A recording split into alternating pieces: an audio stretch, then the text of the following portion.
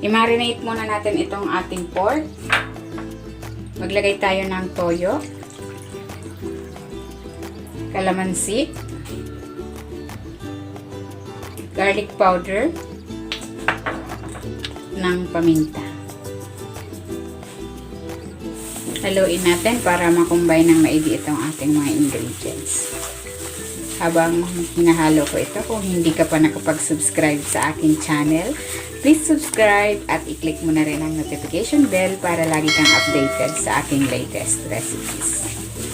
Ayan, okay na ito. Ibabad muna natin ito for at least 30 minutes. Ganon din gagawin natin dito sa ating liver. Timplahan din natin ng toyo, kalamansi, garlic powder, ng paminta. Hiniwalay ko ito sa pork kasi ihiwalay natin itong lutuin para hindi ma-overcook.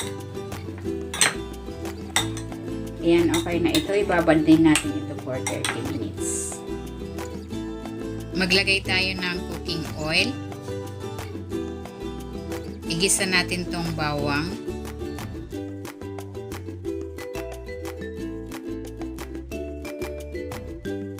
Ilagay na natin dito yung liver. And haluin natin.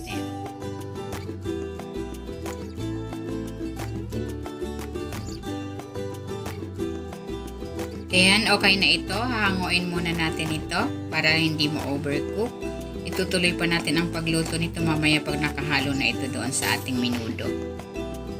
Next, isangkot siya naman natin itong pork. Tinanggal ko muna ito sa pagkakababad.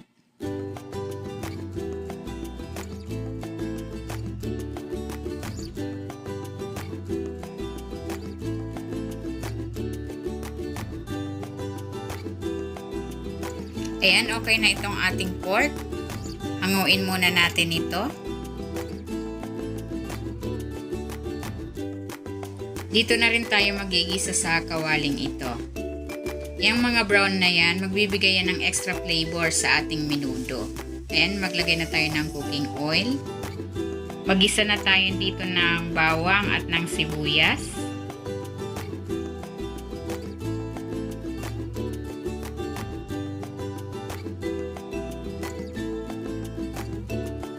Okay na ito, igisa na natin dito yung ating pork.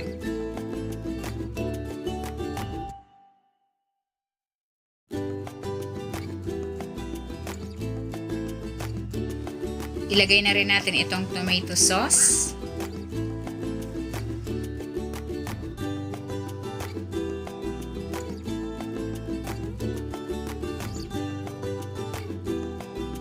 Maglalagay din ako dito ng tomato paste.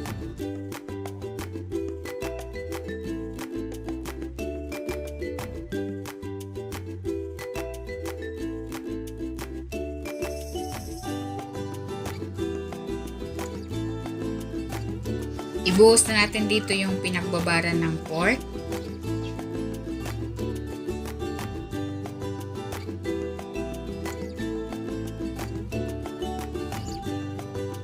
Maglalagay din ako ng tubig para lumambot yung ating pork.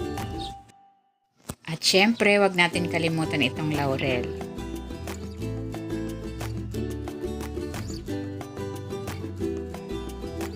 Malapit nang maluto itong ating pork, ilalagay ko na dito ang patatas at ang carrots.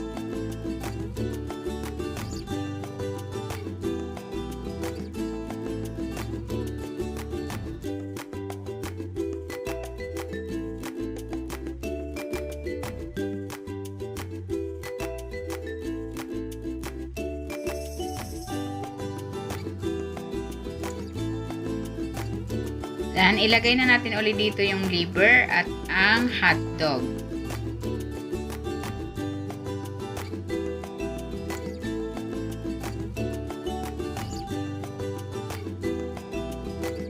Maglalagay ako dito ng asukal para mabalance yung lasa nitong ating menudo.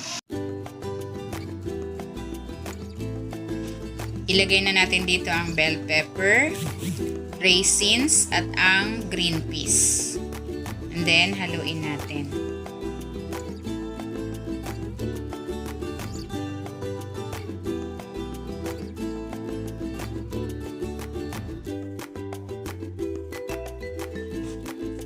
Tikman na natin. Sarap. Okay na.